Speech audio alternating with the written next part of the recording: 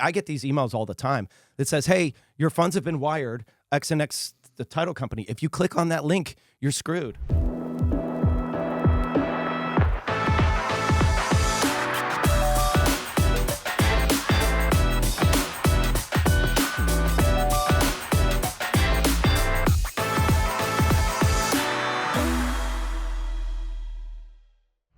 How's it going, everyone? Welcome back to another episode of the Shawn and Matt Show. My name is Matt. That is Shawn, and welcome to our show, Shawn. In today's episode, we're going to be talking about fraud, the government shutdown, agents missing showings, and a garage spot that's actually a unit for rent, and we'll talk about that, actually a condo for rent. Yeah. This is going to be your, like, MJ flu game. Like, you're gonna figure out a way to get through it.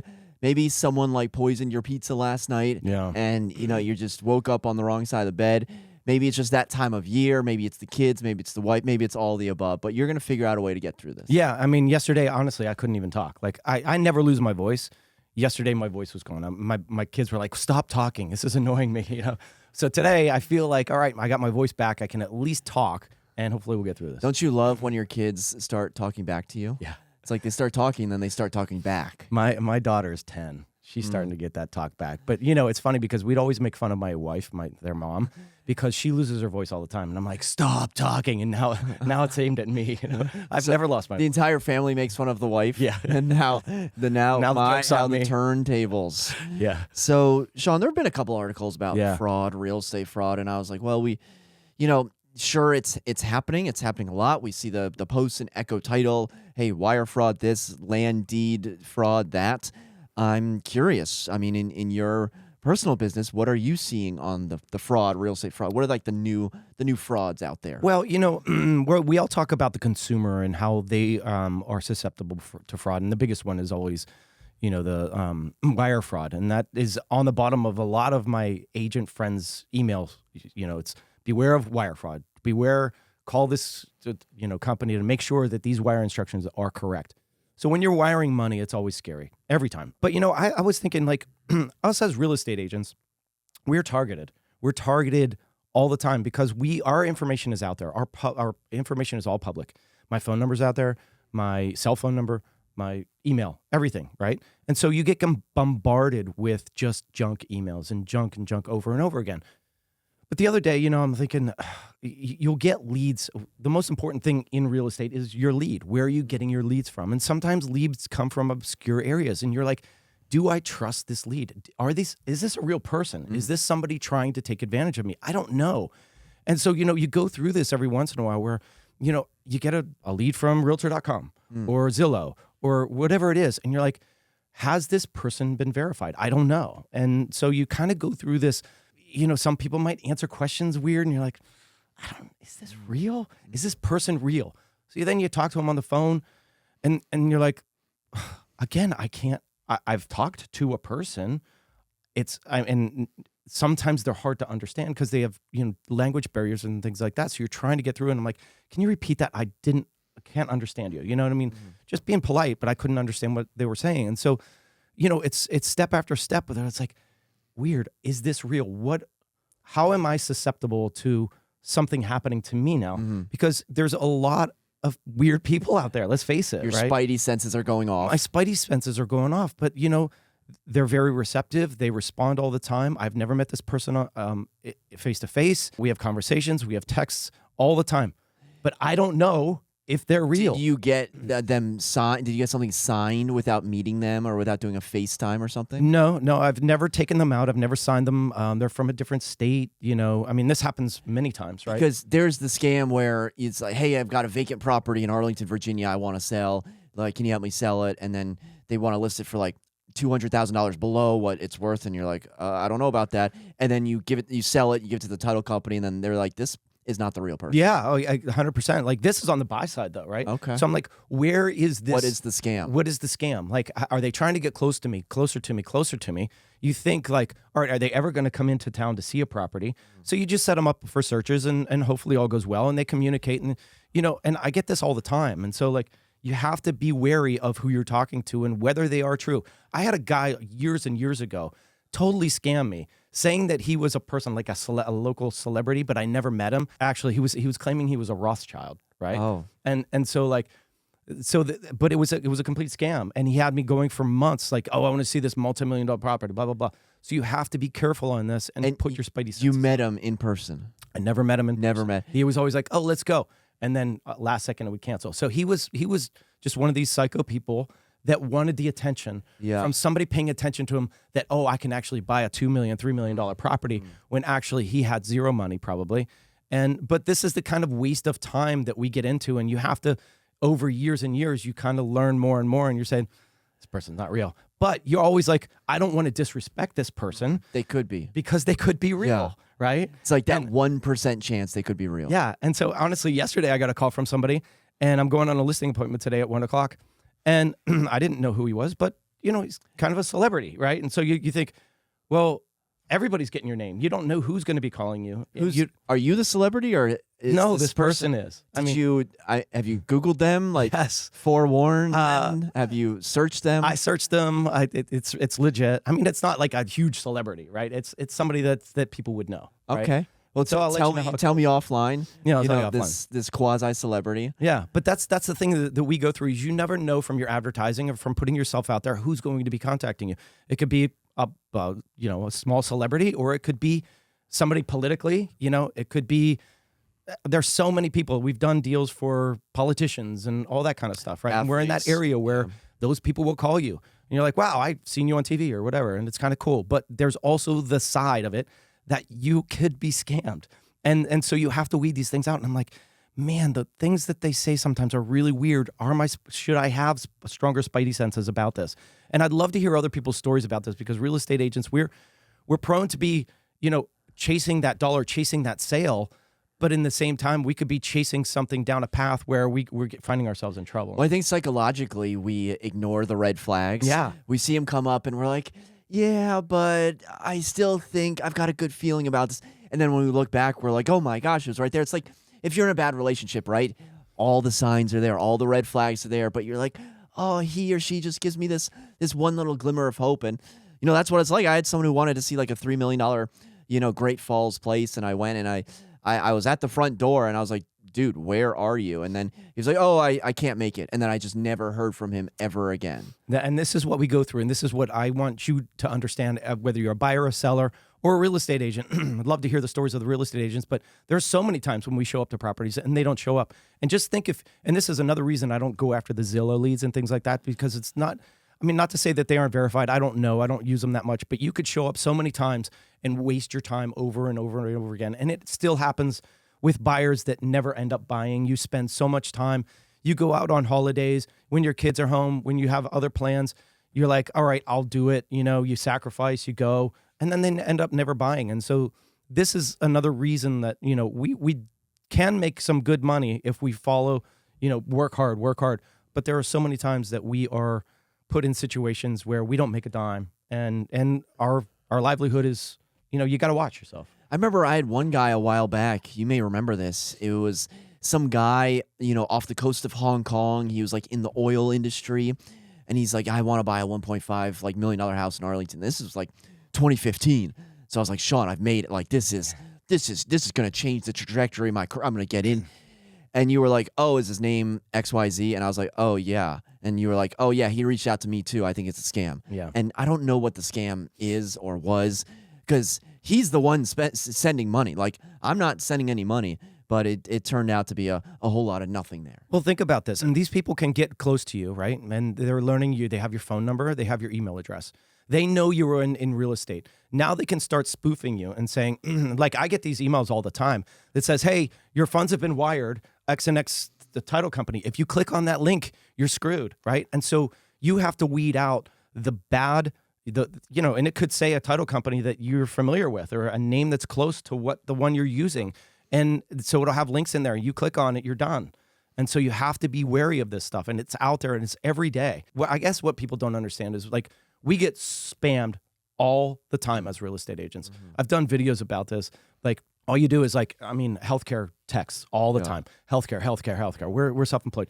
And then in the emails, it's everybody trying to get your business, and it doesn't matter. And so you have to like go through all this stuff to make sure that you're not getting scammed, and it's tough. So weeding out those people and not being a jerk to that person, being like, dude, are you real? Yeah. Like, are you spamming me? Or like, what's the deal? The worst is when you get a phone call and you just got off like 5 spam calls, and then you're just like, hello. Oh. And then they're like, oh, wait, I want to buy a house. Is this Shawn Battle?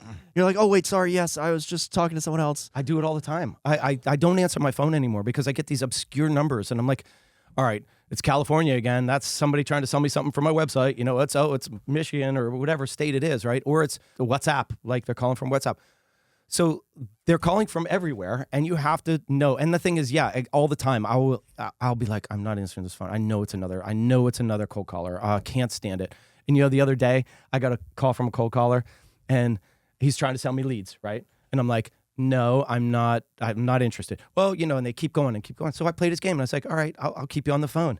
And then he yelled at me. He's like, why are you wasting my time then if you're not going to buy these leads? I'm like, because you waste my time every day. Every day you call me, every day, and I'm tired of it, you know? You know, whether it's a scam or whether it's real estate agents being sold something, you have to be wary. And, you know, there was another article recently about landlords being scammed and, you know, or being charged money every month. And so like it's gotten worse and worse with this cybercrime, and it's you know, be careful. Let us know your thoughts in the comments section down below. Shawn, let's move on to our next topic.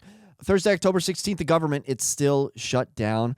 You know, I actually went and took a walk along the Reflecting Pond, Lincoln Memorial, World War II Memorial. Nice. And it was nice. A lot of people were out. It was Columbus Day on Monday. You know, things were happening, but government's still shut down. The stock market was down, is now back up. There was something about tariffs, and it went down, but then it went back up. By the way, did you hear some guy with Bitcoin, he like created a wallet 20 minutes before Trump announced the Chinese tariffs, and then he shorted the Bitcoin market, and then Trump announced the tariffs, and then he made $192 million in 20 minutes. Wow. Yeah, so insider trading is alive and well in America. Insider trading, yeah. I mean, well, that's the thing is there is a lot of insider trading, and you know, don't even get me into the politicians doing it. They do it. They do it all the time. Their portfolios us retail investors have no shots. No shot. And you know what's funny though? I'm always like, I want to educate myself in different ways, and like I love investing. I love that side of things. So I'm actually on an app every day, and I'm taking a class to learn how to invest better. And, you know, I have an investment. What are you, day trading? What's going on here? Basically, yeah. I'm like, day you know trading. What? I'm going to take, like in the slower times of real estate, right? I want to have fun with stuff. I want to, you know, when we're in the winter, it's not, you're not running as crazy. So you have a little bit more time. So I'm like, I want to educate myself. I want to learn how to invest better. Even if I take, you know, I have small accounts where it's my side money, right? And I'm just like, all right, I'm going to have fun with this. Let's see what we can do for it. Day trading is like the flipping. Day trading is like the wholesaling of the stock market. Yeah, it's not even day trading. I mean, there's different types of trading. You can go weekly trading. You know, it's just watching a stock and trends and finding out what those trends are. And, you know, you can look at stocks and see a trend, and you can see it up and down, up and down, up and down, over and over. So what if you bought it at its low and you sold it at its high and you put stop losses in, and boom, boom, boom, you're making money every day. Like that's the key with this is like, or every week. And the more money you have in that account. Well, you make it sound so easy. It's not easy. It's not easy. But if you learn how to do it, and that's what I'm trying to learn, I'll let you know how it goes. Are you watching the candles, the green candles and the red candles? Yeah, exactly. The candles. Yeah, you see. Have you got to the candles chapter? Oh, yeah, we got to the candles chapter. You know, things that we think about, like that I think about of making money on the side to see, you know, how we can do it. I mean, it interests me. And I always thought, man, these stock guys, they have the insider thing all the time. Think about Wall Street and these young guys that go in there and they make millions because they know. Or, well, are you trying to make money on the side because maybe real estate is kind of slowing down a little bit, or what? Yeah, I mean, I had a great year, but it always slows down. You had a great year. We got like 2.5 months left. I know, but the bulk of the year is gone. The busy time, the busiest time is gone. You're going to do most of your sales in that spring market.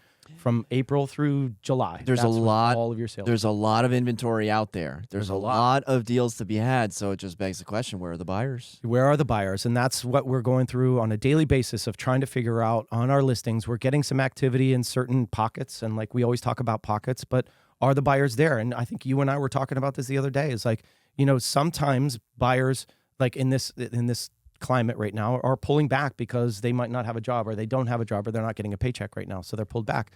Well, as you were saying, hey, I have buyers that are saying, well, I have time right now. I'm not working. Yeah. Let's go see houses. Yeah. So there's two facets of this, and there, it just depends on if they have job security or if they don't. Well, we just put a property on in Roslyn and put it on Thursday. We got 2 showings. Great. Two showings on the first day. So goes to show you. And then, in DC, there are over 1,600 condos for sale. I mean, there haven't been 1,600 condos for sale. Earlier this year, there were like 1,700 in May, right? Wow. Those got gobbled up. But they're, above 1,500 condos on a monthly basis. These are just numbers that we haven't seen before. I've got the 10-year chart up if you're watching on YouTube. I mean, in 2015, were there even like 1,600 condos in DC? Like, I feel like there's a lot of new That's a ton, huh? condo buildings and new condo developments. But I mean, you got your pick of the litter, in DC and in Arlington. I think we touched on the inventory where there's over 500 units for sale, which has happened before, but it's certainly on the higher end. And it's not necessarily alarming. Maybe the 1,600 number is for DC, but it's the seasonality of the market, and then you combine some of the factors of government shutdown, and you lead to a few more buyers on the sidelines, and we're starting to see some price drops. But by and large, we're not at like catastrophic levels. Like, things aren't falling out of the sky. Right. No, we're not there yet. I mean, like you said, there's 512 active listings in Arlington. And if you think about Arlington's fairly big. I mean, it's a small county, but it's fairly big. You know what I mean? No, I don't know what you mean. You don't know what I mean? It's the smallest geographic county in the continental United States, so it's not big by landmass. Right. There's a lot of people that live here, though. There's a lot. Yeah. I mean, compared to what? I don't know. I mean, I'm just saying, I feel like 512 listings isn't a lot, right? It's not a ton compared to DC. That's, I guess DC's bigger than Arlington, right? I mean, I don't know the landmass of those two, what the difference is. DC's bigger than Arlington. I don't know the square miles of DC, but they have 1,700 condos alone for sale. We have 512 total listings that are for sale. And so, when you look at that, it's like, oh, well, that's not a lot, right? Because we have high rises, we have single family homes, we have every type of, but historically, we're typically in that 200 to 300 range. So we're double what we typically are over the last couple of years. Now, during COVID, we saw a huge spike, right? And do you remember what the numbers were? Maybe 800 listings at that time? I got them listed. Yeah, just under 800. 800. And that's when everybody thought the sky was falling at that time, right? And so that was kind of our worst over the last 7-8 years that we've seen. So 800. And now we're at 500 where there's, no pandemic, nothing like that. So we are starting to see the inventory climb a little bit. I want to see. It's interesting because the median sold price, because I wanted to see, okay, are prices dropping? And my answer is going to be prices are dropping for bad properties and they're going up for good properties, which doesn't really tell you much. And so I was thinking, all right, well, what does the median sales price look like in Arlington County? So if you're watching on YouTube, I have the smart charts up. And it shouldn't surprise you that in the springtime, the median sales price rises as there's buyer excitement, the best properties come up for sale. And then as we head to, Q3 and Q4, the median sales price drops significantly as properties that didn't hit their number are dropping, as, the worser properties are selling. And so you kind of have this ebbing and flowing that is constantly increasing, but, it can be deceiving, where if you look at numbers like, I don't know, in May 2025, the median sales price was $797, and then in September 2025, the median sales price is $686. So I don't know if you can categorically say, hey, sales prices in Arlington have dropped by 90,000. I think it's more you have to compare September 2025 to maybe September 2024 or something along those lines. Yeah, that's really it. And people will say that the real estate values are dropping. Oh my gosh, the values are coming down. Well, they've increased every year, so they have to come down at some point. It's not that the sky is falling, it's adjusting, and it's seasonality. And we see this every year. If I talk about appraisers, I always talk about this. Like, the appraisers that are appraising in fall and winter are not going to be appraising the same value for. And this is what drives me crazy, right? We see the price drops during the fall and winter, and then we see the price increases in the spring. But those appraisers are appraising values on the downside of the market when we're on the upswing of the market. And so this is the frustrating thing about seasonality every year is, we can't get properties to appraise in a lot of instances. And so But you have to look at seasonality, and that's why I think appraisals are flawed in a lot of ways. But Shawn's got to get his appraisal jab in every single episode. Now, I mean, I hope it doesn't sound like we're trying to avoid saying that prices are falling. Across different segments, they are going down. I don't necessarily think it's like a bad thing, because if you have like more supply and if you have less demand, it doesn't take a genius to figure out what's going to happen with pricing. It's just the timing of the market now, and the government shut down, right? I think 1 in 4 people in DC are like employed by the government or government adjacent. I think we're just going to see a very sleepy late fall, and maybe spring will get another head start like it's gotten in the past couple of years. That kind of like February start. Or it'll start up like it usually does in March. We'll have to see on that. Yeah, it all depends on the news, and that's another thing when we're talking about price drops. It's like, I had the conversation with one of my clients 2 days ago, and I said, "Listen, our traffic is down on this listing. What do you want to do?" I mean, typically I would say let's drop the price, but I don't know if the buyers are there, especially right now during a government shutdown, and so it's a tough conversation to say, I don't have a crystal ball. I don't know what's going to happen. If we do drop this price, I don't know if buyers are going to come in. I don't know if the buyers are there. And so it's a strategy, but like you've got to be careful on not dropping too far because the buyers just might not be there. And we've seen this happen before. What'd you guys end up doing there? We dropped to a little bit, just a little bit to kind of test it to see if that would. From what to what? 575 to 565, 10K. Do you think that 10,000 is enough to get someone off of their couch excited? I mean, typically in a property like, that we sell all the time here in Arlington, condo, yeah, I think that people might say, all right, well, this is a 2-bedroom that's actually affordable. So maybe, I don't know. Naturally, you're going to say, all right, well, the price breaks are 550, but do you have to do that? Does that make sense? Are you dropping too far at this time? And I think that's what you don't want to do, is follow a trend down and underprice it when there's no one there to buy it, So you got to be careful. Let us know in the comments if you would drop the price or kind of just hold firm, for a couple more weeks. Shawn, let's move on to our next topic. This comes to us from Reddit. Missed 12 showings. So basically the gist of this post is from Digital Angel 5. I'm always kind of cautious about reading Reddit usernames. Yeah. It's always like fluffy cat lover 1, 2, 3. You never know. So Digital Angel 5 listed their house up for sale 3.5 weeks ago. 0 showings since then. They started at 370,000, dropped at 13,000, and then they noticed something on the Ring camera. They saw some cars in the driveway, and then the people came up and said they had an unconfirmed showing, so they submitted a showing, never heard back, and probably just said, screw it, we're just gonna go and knock on the door, see what happens. The seller called the realtor confused, and then they found out that in the past 3.5 weeks, they've had 12 showing requests, including 9 before they dropped the price, all in spam, and they just never got it. They had the spam set up, whatever. They never got it. And they asked, hey, realtor, what's up? Why haven't you, told me about this? And the realtor was like, it's, they go to you, so that one's kind of on you. And so now they feel like, hey, we're paying this realtor all this money. We're dropping the price. These people want to see it, and we kind of just screwed them over, and we feel like we lost $13,000 plus, if any of these people had submitted an offer. So, Shawn, what are your thoughts on missing 12 showings? No, I mean, listen, there's a lot of bad realtors out there. Let's be honest. There's people that don't know what they're doing. They push things off to other people. They don't take responsibility.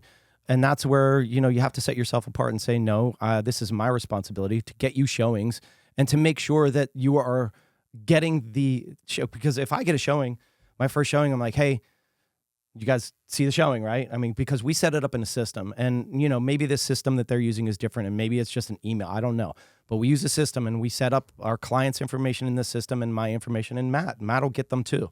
And so if there's something going on where we don't have a showing that is approved, we're like, all right, well, hey, seller, did you get this? Are you getting this information?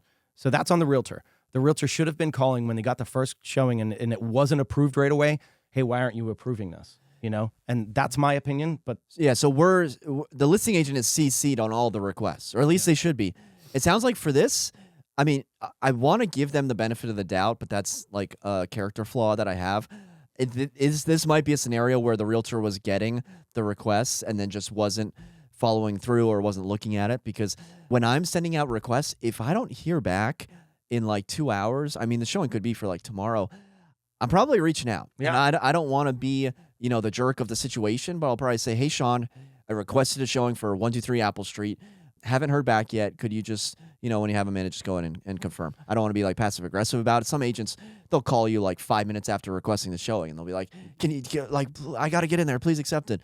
So I'm curious, are these 12 buyers agents not is following up with this, agent and saying, hey, can we see this property? Yeah, well, we've all seen the agencies where dial this 1-800 number. You remember those? Oh, yeah. Like that's a real thing. There are companies out there that I knew that I wasn't even going to get a response from this person because that's what they were. They were a discount brokerage that basically does nothing. They just throw it on the MLS and then it's up to you guys.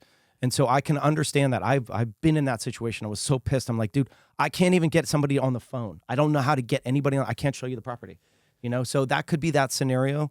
But you know what? There are part-time real estate agents out there that don't know what they're doing. It's their second job. They throw it on. They're not paying attention. Like, you have to be doing this full-time to sell real estate responsibly, in my opinion. And, if you're doing it part-time and you're not knowing what the trends are, you're not knowing what the new systems are or how to set these things up. I mean, things change quickly in real estate. Apps change and whatever. And so you have to set these up correctly. And if you don't have somebody that's showing you how to do this, then you're lost, right? And you're like, oh, y'all blame it on them, right? And it's your fault, dude. Zero accountability. Zero accountability. I think this agent needs to read Extreme Accountability by Jocko Willink. How easy is it to set up a showing in showing time? It could not be easier, dude, right? It's so. Do you remember when we had to call showing services or something? Like, you get a call center and then you hear them like pitter pattering away on the keyboard. Yeah. Oh, what? Oh, can you say the address again? Oh, what time? Oh, let me check. That was such a nightmare. And then they're on speakerphone, so you can hear all of the call center people in the background. It was awful. Showing time has changed the game. It's so much easier, so much simpler. Sometimes what I've failed to do is when I put on a listing, you have to then go back to showing time once it's on and put in all the instructions. Mm-hmm. So you can understand that for the first couple of hours. You're like, oh, shoot, I forgot to do that. And you're already getting requests. And you're like, oh, man, I got to run back in and do that. Especially if you're like in coming soon status. For a while there, they wouldn't let you put in any instructions until you were active. And now it's changed. Now I think you can actually put that stuff in. So you can understand to a certain extent why you might miss the first one or like be a little late in responding on the first one. But after that, it's your responsibility as a real estate agent to be doing all these systems correctly and make sure that your clients are getting these. And, if you're not representing them to the true value of what they should be getting, then you should be out of the business, And, this brings up another point where I was showing some properties in the Roslyn area the other day. And do you want to get to this topic? Yeah. So I was showing properties the other day and my clients were like, hey, can you also look up rental values in this property? And I said, sure. So I pull all of the rental values and I'm like, wow, there's one in here that's really lagging and it's dropped in price. And I'm like, why is this one? It's really doing bad for the building, right? It's a condo. And these condos are like $1 million condos, but the rental side, this one was really low. And I'm like, what is going on? So I looked it up. And it was actually listed. So there's structure type. And in that structure type, you're going to say whether it's a condo, a single family, a townhouse, an end unit townhouse. You can put apartment. They had it listed as a parking space. As a garage. It's a 2-bedroom for rent. 2-bedroom for rent, but it's listed as a garage space. So I don't know how that is going to affect their, all of the feeds out there. Is it going to come in as like when we're looking for a condo that's a 2-bedroom, is it going to show up? It's probably not because it's under a different structure type. So I actually reached out to the agent. I was like, hey, I wanted to let you know, like this listing is struggling. Maybe it's because you have it listed as a parking space. No response. So like, I'm trying to be the good guy and say, hey, listen, you're killing the values in the building because rental values in the building because you're listed wrong, in my opinion, right? But maybe I'm wrong. But Shawn, I can't seem to find it on Zillow. Maybe it rented. Oh no, it's still active on the MLS. It's just not listed on Zillow, the place where everyone goes to search. Yeah. So I just don't know. I think it's it's still active. It's just not on Zillow. There you go, dude. Yeah. It depends. It matters who you hire. It matters I can say this over and over and over again, from the way they do their business, the way they follow up, what they tell you to do to get the property ready for the market. A lot of agents won't tell you this stuff. They're just here to sign a deal and throw it on and blah, blah, blah, wait for the, You have to be proactive as a real estate agent. If you're not, learn to be proactive and get this stuff done correctly. Learn to have the conversations. Yeah, because this is the best building in courthouse. Like, if you want a 2-bedroom, 2-bath, you want to be in the IT building, this is it. Why, when they rent it in 2025, it's been on the market for 86 days? Why in 2021, it took 159 days? That's almost like half a year. 2019, okay, a little bit better, 41 days. 2015, 148 days. Why is it taking almost half a year to lease a 2-bedroom in the best building in courthouse? When these things fly off the market, man. They fly off the market. There is a reason. Like, you can go in and dissect it. Shawn, why for this rental listing in 2025 have they listed the condo fee amount? Why, when that isn't even paid for by the renter? Why is that listed? Exactly. Now what renters are going to, when they do finally find the listing, they're going to say, all right, the price is X. Well, do I have to pay this condo fee? Well, add that to it. And sometimes they can push different fees off to the renter, but you have to explain to people, and I didn't realize that the condo fee was listed in there, but it shouldn't be in there. It's a rent per month. The owner pays the condo fee. Well, let me see if the condo fee is listed on Zillow. Wait, no, I can't. I actually can't find the property on Zillow. I can't find it where people look for rental properties. It's 100%. They're not getting the feed. And this is another thing that you should know, is that agencies pay for feeds in a lot of instances.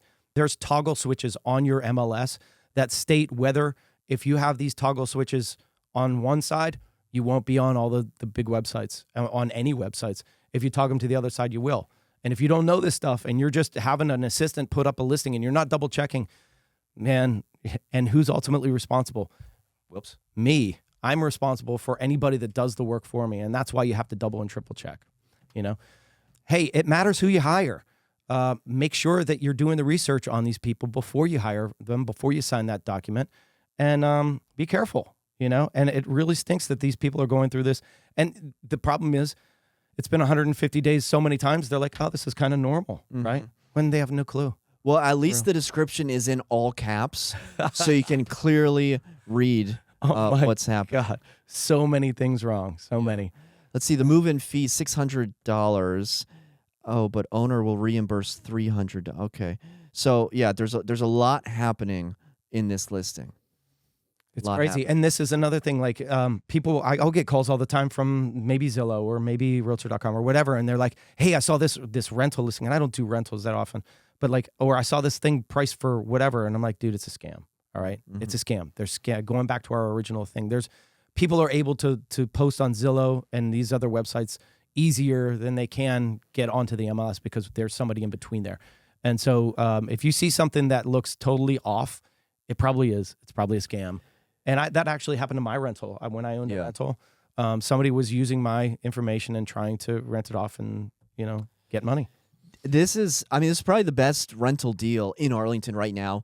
2-bed, 2-bath, full-service building, under $3,000. That's really, really hard to find. If you're looking for it, call. You gotta maybe deal with this property management company, but maybe they're better at property management than they are at putting in a property in the MLS. Yeah, and nothing against property management companies. I'm not a property management company, but a lot of times... No, I kind of do have something against property management companies. Like, if this is the product that you're going to be putting out in the public. It typically is because, they're not doing the same level of things that we're doing. They're on the property management side, not on the sales side. Now, I do have a friend that runs a property management business, and she's really good at that. And then, it just makes everyone look worse, right? It's like, this is the product. I believe in competition, right? I believe that if you're doing something or a competitor's doing something, and that's just going to make me have to be better. Yeah. Right? And especially in this region. And when you see, elbows in bathroom photo pics and the mirror pic where you can see the person taking the photo, and blurry photos with the sun beaming in and the overexposed, it just makes everyone look bad. Yeah, it does. It's disheartening, honestly. I hate to see it. I'm super particular on everything I put up there. And, for me, I never put up a horizontal or a vertical picture on the MLS. I think it's just not where, vertical pictures are for somewhere else.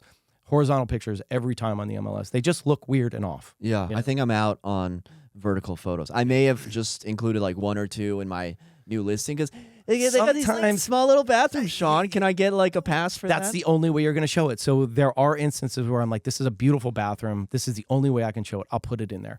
But typically, I'm like, just get me a wide angle thing. Stand further back. I don't care. I don't want a vertical picture in there. Right. Yeah. Right. Cool. Well, that's just going to about wrap it up for another episode of the Shawn and Matt Show. If you enjoyed this conversation, be sure to hit the thumbs up button. Comment down below. Subscribe if you haven't already. And for Shawn and myself, thank you so much for watching. Until next time, we'll see you then. Take care.